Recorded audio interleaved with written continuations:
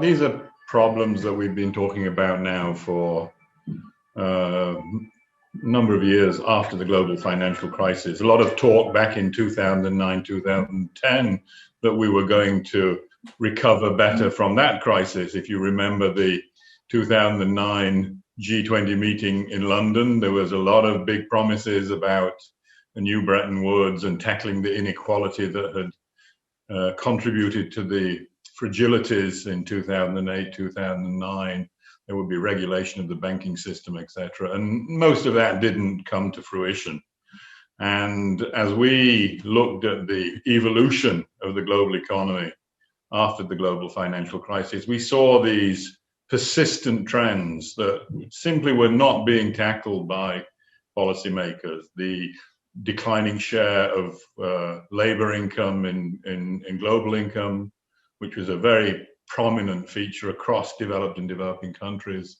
The growing concentration of markets, the increased power of corporations, and a certain brand of predatory rent-seeking behavior that became prevalent in over the last decade.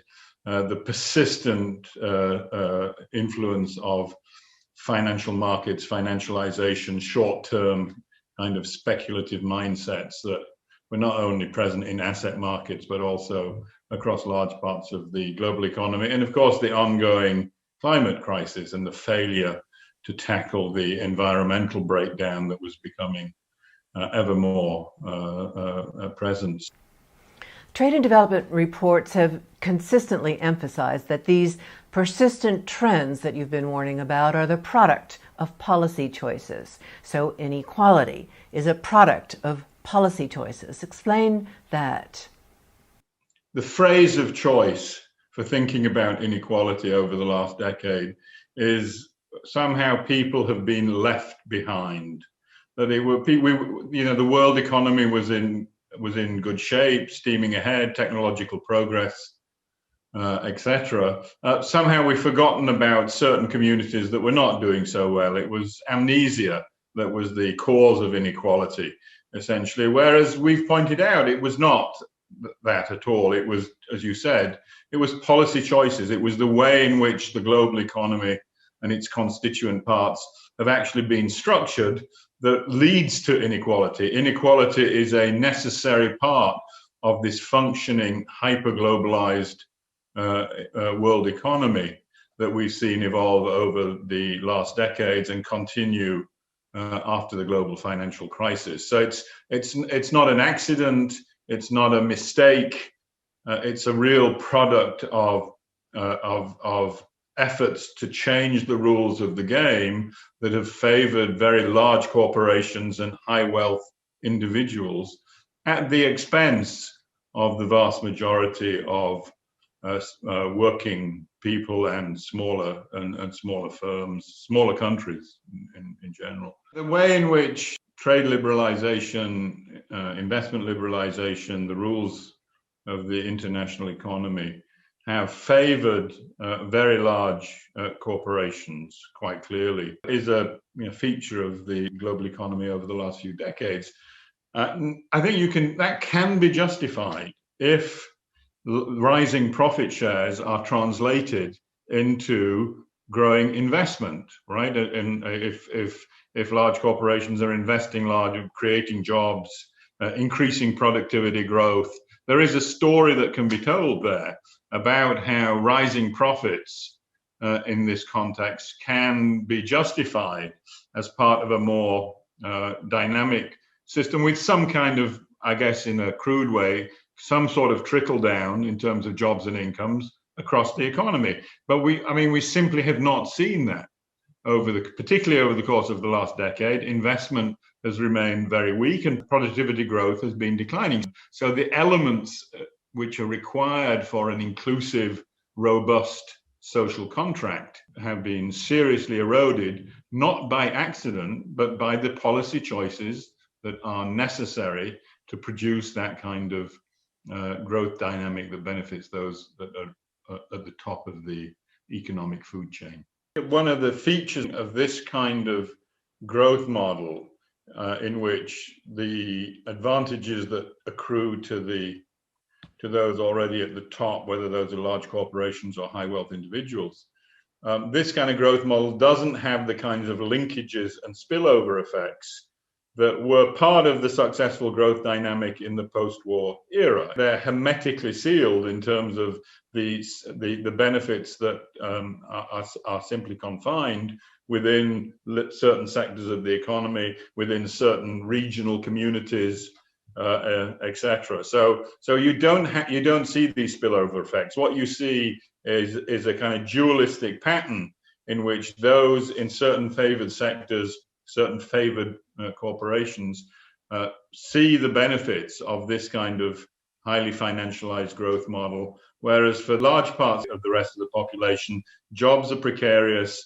public services are being eroded as the tax base is weakened, as part of the policy choice of this model, in which access to education becomes either too expensive or too substandard, in which there is few resources for retraining, for relocation, and you get this perpetuation of these two very different parts of the economy, one that's thriving, dynamic, and expanding, and the other that is highly precarious and largely stagnant. And I think that kind of dualistic structure, which we used to associate in the old days with developing countries, the idea of this kind of dualistic model of development was very much associated with poorer developing countries. It is now a feature of the advanced world. And I think with the advent of digital technologies, right, which have reinforced this pattern, which predates digital. This is not a product of the digital world, but clearly these same tendencies that lead to the concentration of economic power and wealth in a limited section of the economy have been reinforced by the advent and rise of digital economy. So then you get this pattern in which finance and digital become the driving forces for this, for those at the top, whereas large parts of the rest of the economy are dependent either on government support in many cases or on low paid and highly precarious service sector jobs. So it's not so hard to understand then why UNCTAD is calling for a profound shift in policy making and a wholesale rewriting of the rules of the game. Because by design, they've excluded almost everyone from the benefits of globalization while subjecting people and the planet to its costs. And so to reduce inequality, for example, UNCTAD recommends rewriting the rules of the economic game so that corporate rents, not wages, get squeezed. So raise wages, squeeze corporate rents.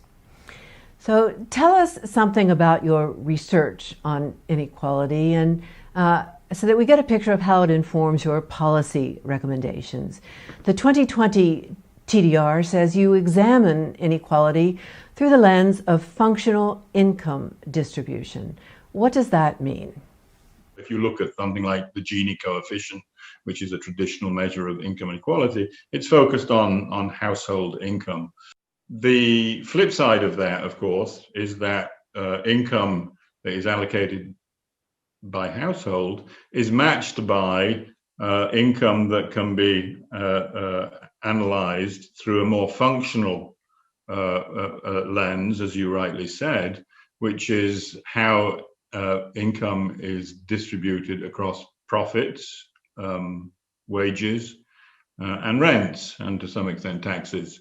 So the counterpart of income that is generated at the national level and distributed to households is that same income can be divided up according to profits, wages, and rents. They measure the same thing. They're just a different way of thinking about the distribution of income that is generated in a national economy.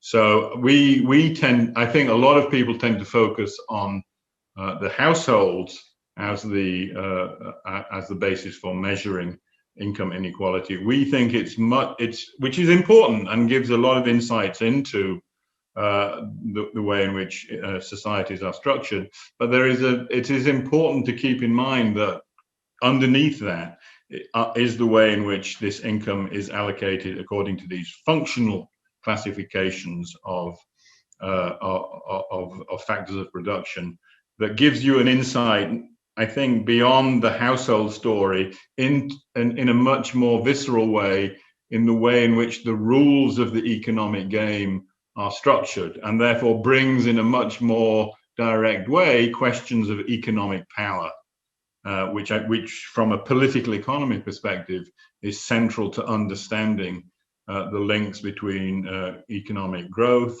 and how that growth is allocated across societies. So we've tended to focus our work on the functional distribution of income because it brings out these power relations. And of course, from a development perspective, that is particularly important given that we live in this highly international and interdependent economy in which international firms have become very dominant players in the global context. And that allows us to look more carefully at the way in which the distribution question takes on an international dimension between developed and developing countries.